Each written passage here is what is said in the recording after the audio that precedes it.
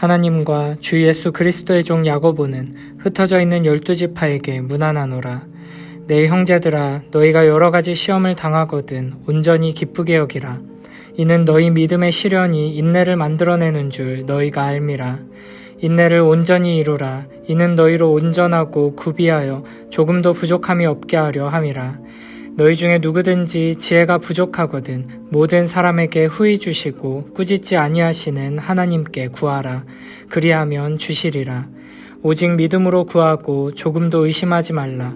의심하는 자는 마치 바람에 밀려 요동하는 바다 물결 같으니 이런 사람은 무엇이든지 주께 얻기를 생각하지 말라. 두 마음을 품어 모든 일에 정함이 없는 자로다. 낮은 형제는 자기의 높음을 자랑하고 부한 자는 자기의 낮아짐을 자랑할지니 이는 그가 풀의 꽃과 같이 지나감이라. 해가 돋고 뜨거운 바람이 불어 풀을 말리면 꽃이 떨어져 그 모양의 아름다움이 없어지나니 부한 자도 그 행하는 일에 이와 같이 쇠잔하리라. 야고보서의 저자는 예수님의 동생 야고보로 알려져 있습니다. 야고보는 처음에는 예수님을 그리스도로 믿지 않았었는데 부활하신 주님을 만나고 난 뒤로 그리스도의 제자가 되었고 초대교회에서 예루살렘 교회의 지도자로 중요한 역할을 감당했습니다. 1절에서 야고보는 자신을 하나님과 주 예수 그리스도의 종이라고 소개합니다. 예루살렘 교회의 지도자라는 자격이나 예수님의 동생이라는 특별한 위치가 아니라 하나님과 그리스도의 종의 자격으로 하나님과 그리스도의 권위를 가지고 이 편지를 기록하고 있는 것입니다. 야고보는 이 편지의 수신자들을 흩어져 있는 12지파라고 부릅니다. 이 편지를 수신하는 독자들은 핍박과 박해를 피해 이곳저곳에 흩어져 살아가는 그리스도인들이었습니다. 특히 당시 예루살렘에서는 그리스도인들에 대한 박해가 심해 많은 이들이 삶의 터전을 떠나 낯선 곳에서 고생스러운 삶을 살아가야 했습니다. 게다가 이 시대에는 로마 전 지역에 심각한 기근이 발생해 경제적으로도 큰 어려움에 처해 있었습니다. 그런 교회들을 향해 야고보는 히브리식으로 은혜와 평강이 너희에게 있을지어다 라고 인사하지 않고 헬라식으로 문안합니다. 여기서 문안한다는 단어는 기뻐하다, 즐거워하다라는 뜻을 가지고 있습니다. 그리고 2절에서는 이렇게 말합니다. 내 형제들아, 너희가 여러 가지 시험을 당하거든 온전히 기쁘게 여기라. 아멘. 여기서 여러 가지 시험은 모든 종류의 시험을 말합니다. 우리는 이 세상을 살아가며 다양한 종류의 시험을 당하게 됩니다. 내가 잘못해서 어려움을 당할 수도 있고 다른 사람의 잘못 때문에 피해를 입을 수도 있습니다. 갑작스러운 사고나 질병으로 고통당할 수도 있고 전쟁이나 기근과 같은 일로 인해 고통을 겪을 수도 있습니다.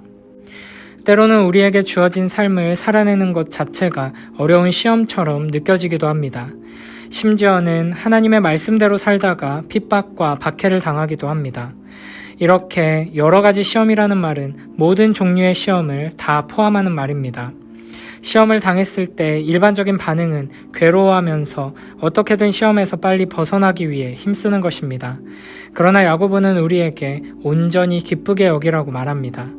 그리고 기뻐할 이유가 무엇인지에 대해 3절에서 이렇게 말합니다. 이는 너희 믿음의 시련이 인내를 만들어내는 줄 너희가 알미라. 아멘. 믿음의 시련이 인내를 만들어냅니다.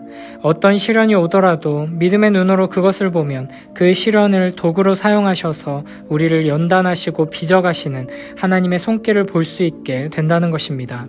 그리고 그 믿음의 시련은 우리 안에서 인내를 만들어냅니다. 4절에서는 이렇게 말씀하십니다.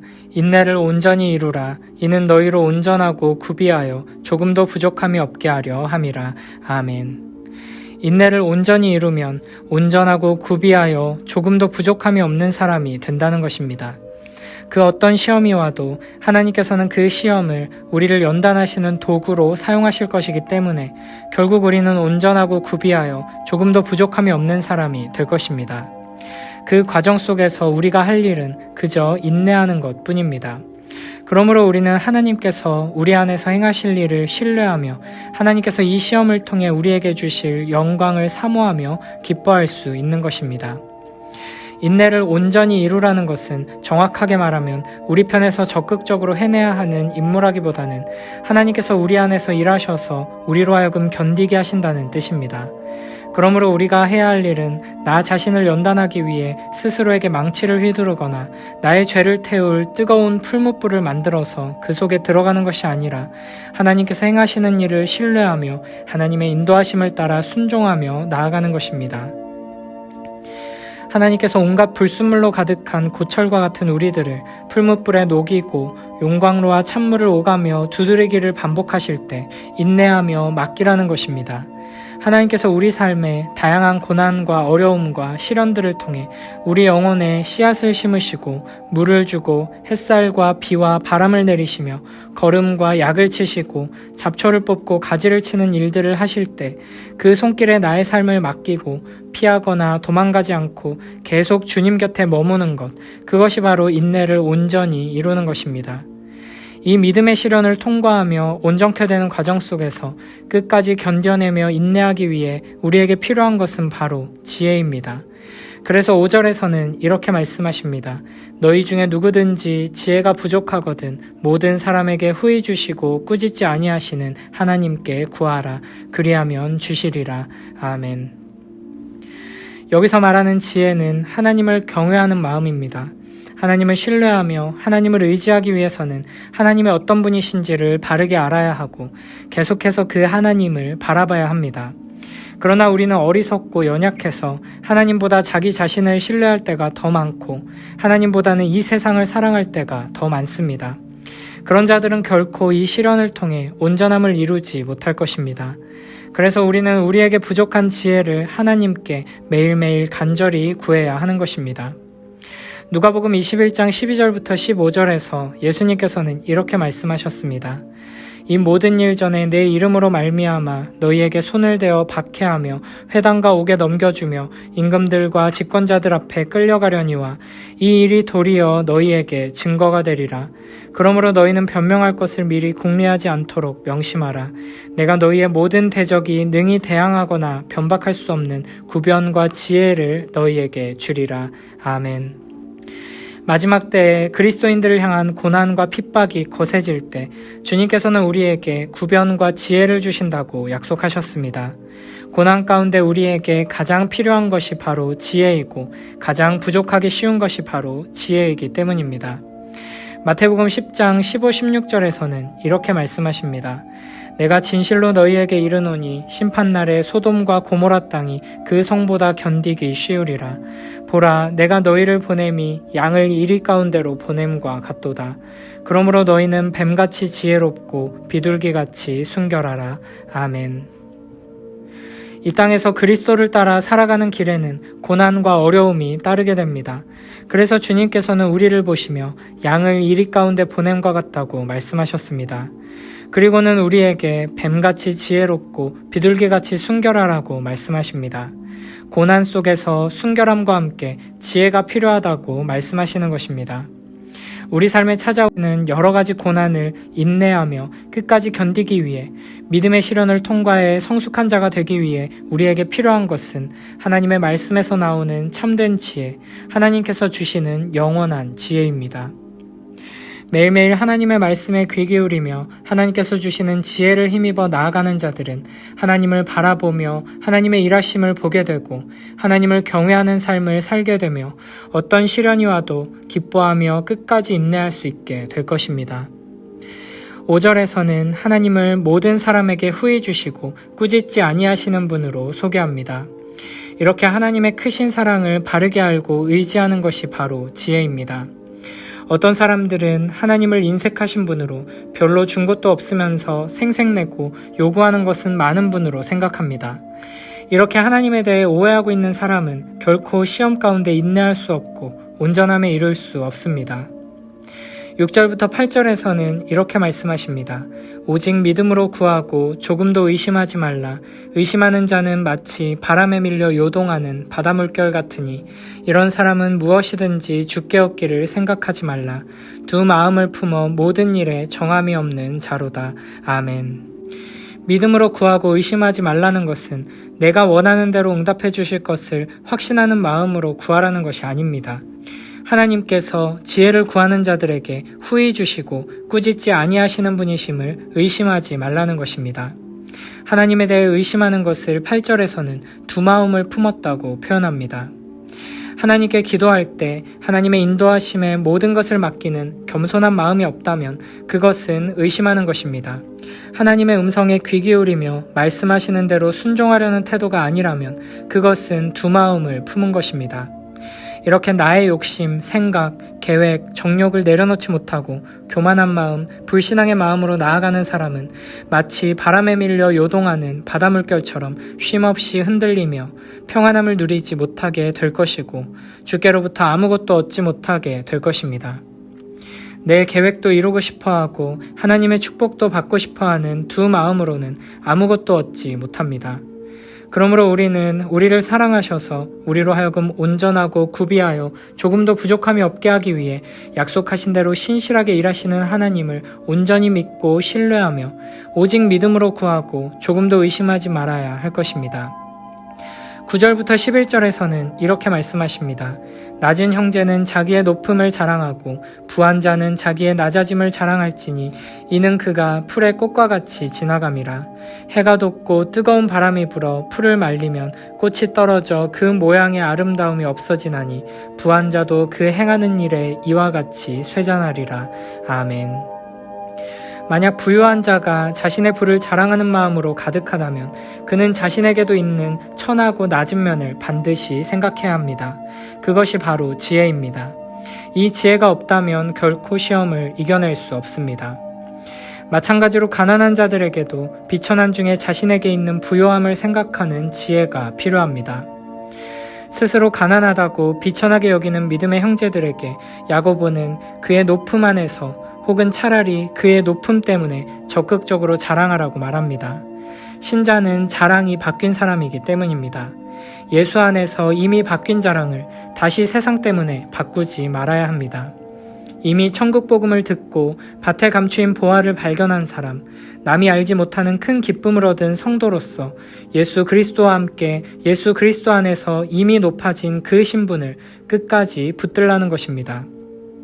세상에서 머무는 동안 그리고 그 끝까지 복음 자체이신 예수님을 무엇보다 존귀하게 여기며 참 자랑으로 여기라는 것입니다.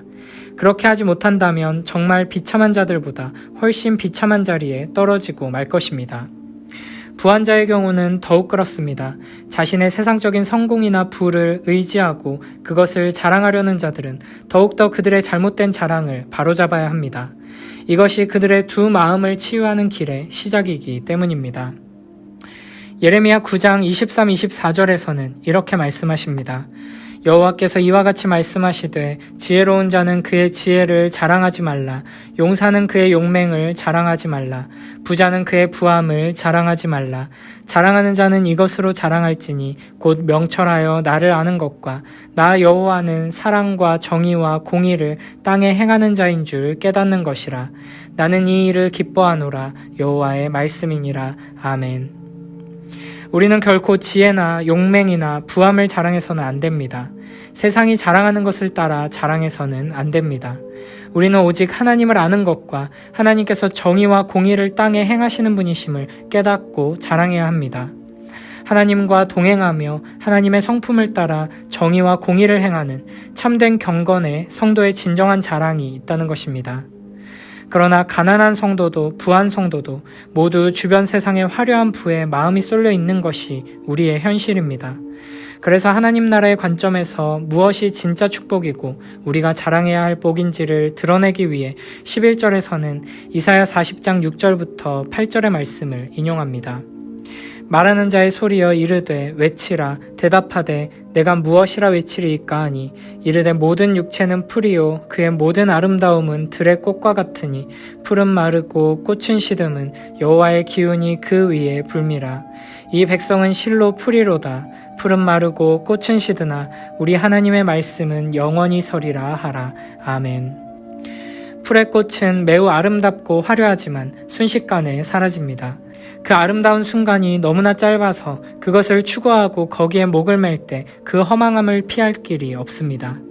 11절의 뜨거운 바람은 악한 자들을 심판하시는 마지막 날을 떠올리게 합니다. 허망한 세상에 불을 쫓느라 이 모든 것을 주관하시는 하나님을 무시하고 선을 행하지 않고 자신의 소유로 온갖 사치와 향락을 누리며 살아간 자들, 가난한 자들에게 돌아가야 할 몫을 빼앗은 악한 부자들은 하나님께서 내리시는 불같은 심판을 피할 수 없을 것입니다. 그러므로 우리는 이 세상 부를 자랑하지 말고 이 세상을 따라 살아가는 악하고 어리석은 삶의 최후를 기억하며 오직 우리의 유일한 자랑 되시는 주 예수 그리스도를 바라보며 살아야 할 것입니다. 로마서 5장 3절부터 6절에서는 이렇게 말씀하십니다. 다만 이뿐 아니라 우리가 환난 중에도 즐거워하나니 이는 환난은 인내를, 인내는 연단을, 연단은 소망을 이루는 줄 알미로다. 소망이 우리를 부끄럽게 하지 아니함은 우리에게 주신 성령으로 말미암아 하나님의 사랑이 우리 마음에 부음받음이니 우리가 아직 연약할 때에 기약대로 그리스도께서 경건하지 않은 자를 위하여 죽으셨도다. 아멘. 베드로전서 1장 6절부터 9절에서는 이렇게 말씀하십니다. 그러므로 너희가 이제 여러 가지 시험으로 말미암아 잠깐 근심하게 되지 않을 수 없으나 오히려 크게 기뻐하는도다.